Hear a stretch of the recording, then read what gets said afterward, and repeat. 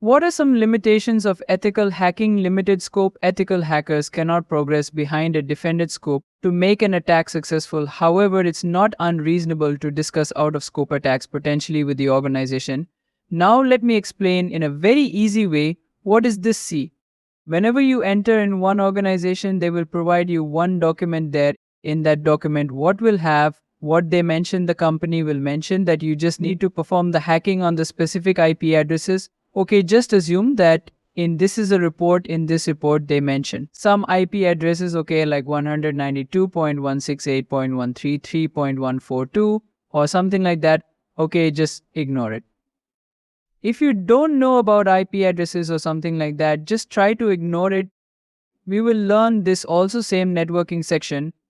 Okay, 13, sorry for this bad Android. Okay, just let me do one thing. Just let me write down there 133.142. Now the thing is your work is you just need to only perform hacking on this IP only. Okay, this is the thing. Assume that you just perform the scanning there. Okay, we just signed the last classes. First, you need to perform the information gathering. Then you need to perform the attack there. See, sometimes what will happen means when you perform the information gathering, you will saw a lot of IP addresses. Okay, something like 168.134.153 or something like that. The thing is, assume that this IP is vulnerable. Okay, is vulnerable at that time. Still, you no need to perform the attack on this one. Okay. Because this is out of scope, the company does not mention you that you need to perform the attack on this IP address. Okay, this comes under out of scope. The simple thing is you need to only perform the attack on this IP only, okay, which is scope, okay, which is presented in the document. Okay, this is the thing. Hope you guys get it right. Even this thing is vulnerable, still you no need to perform the attack there. Okay, you no need to perform the test here. Okay, this is the thing simple. If the company told you to perform the testing on the specific IP, then only you just need to only focus on the type. You only, okay, even you found a vulnerable service on different IP addresses as well, you no need to perform the attacks here. This is the thing, okay. And the second one is what resources concerns. Malicious hacker doesn't have time concentration. That ethical hacker often face computing power and budget or additional concerns of ethical hacking. It's a nothing but it comes under deadline as well. Okay, when you just need to complete the project or if which tools you are using, some expensive tools. Okay, basically this comes under resources. Okay, like assume that there are of expensive tools are there. Okay, and there is a time that deadline is here. Okay, in the you got the project, okay, and your client is saying that you need to submit the project within 3 months, 2 months or something like that. So there is some difference here. You just need to submit the project on time. Okay, but as a black hat hacker that does not have any kind of time deadline or something like that, they can perform the attacks in any time. Okay, or something like that.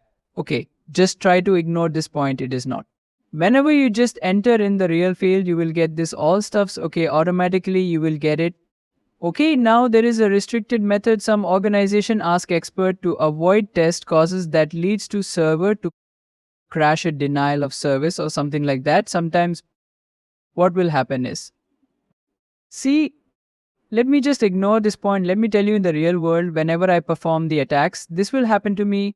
Okay, see, I just found the vulnerability in one website. Okay, there is a one IP address or any server. Just take an example of there is a one server. Here I just found that the vulnerability on this website, okay, I just assumed it. And this just take an example of any website. Okay, example.com. There is a one website. The client hired me to perform the pen testing on this website. Okay, now I just found that there is a vulnerability there.